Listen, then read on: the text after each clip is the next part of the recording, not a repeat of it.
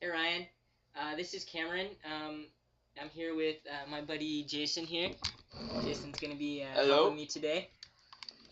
Um, and we are just putting together this video to explain to you a little bit about communion and specifically how Seventh-day Adventists practice communion. Um, Communion was something that has its history in the tradition of the Israelites. It started way back when the Israelites were liberated from Egypt, when God freed them from slavery from the Egyptians. Back then, it was called Passover, and God commanded Moses to have the Israelites eat a special feast on the night before He was going to bring them out of slavery.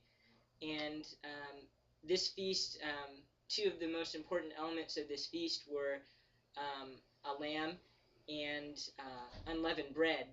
Um, the lamb they slaughtered and put the blood over their doorposts so that that night when God sent a plague on all of Egypt that was going to kill the firstborn son of the Egyptians or anyone who didn't have the blood on their door, the plague would pass them over if they had the blood on their door. And so to the Jews, the blood symbolized salvation from this deadly plague that was coming. The bread was an element that symbolized purity because it didn't have any yeast in it. Back then, yeast was something that was a symbol for evil. This is the history that the Jews had for this feast throughout the time up until Jesus came. But when Jesus came, and it was the night before he was going to die, this was also during the time that the Jews would normally celebrate Passover. So during this time, though, Jesus wanted to do something different with it because before the Passover was something that was going to help the Israelites relate to God. But now that Jesus was here, he was the ultimate bridge to help the people relate to God. And so he changed the service a little bit to help reflect that he was the connection. And so he took the two most important elements that I was telling you about before, which was the bread, the unleavened bread, and they used wine, or in our case grape juice, to symbolize the blood of the lamb.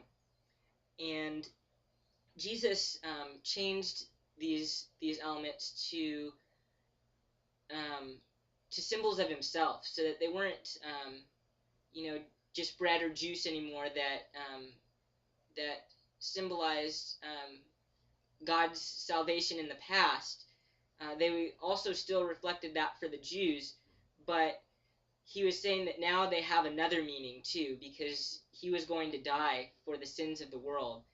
And I just want to read you this passage first out of Matthew that talks about what these symbols mean.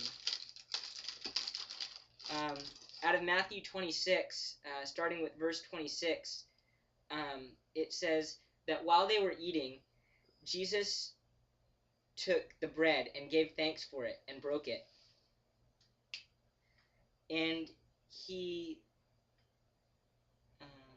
he gave it to his disciples, saying, "Take and eat. This is my body, which is broken for you." Then he took the cup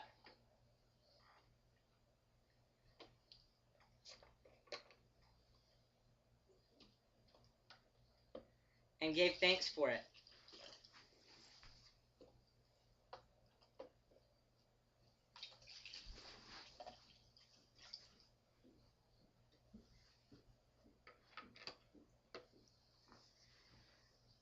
And he said, "Drink from it, all of you. This is my blood of the covenant, which is poured out for the forgiveness of sins."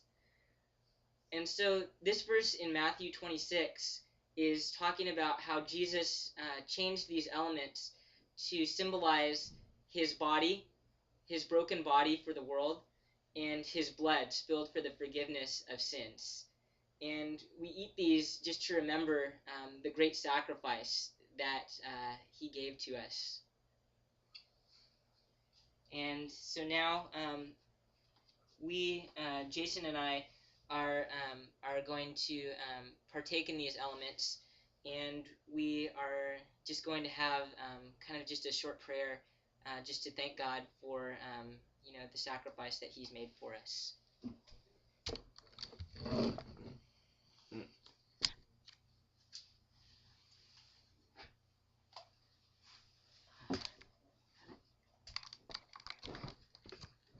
There we go. Just a little bit closer here. It's good. You can see my knee. Can you see your knee? You can see my knee. That's all that matters. Okay. Check out that knee. Heavenly Father, we just come before you and thank you for all that you've done. We just ask that you would come and be with us now as we just remember all that you've done for us. Thank you for sending your Son.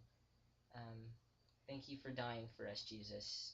Thank you for living your life here on earth and being mistreated for us, and ultimately rising again so that we can have the hope of new life. And so we take these elements thinking of you.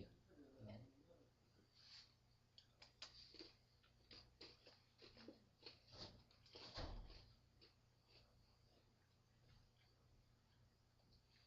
Like these crackers.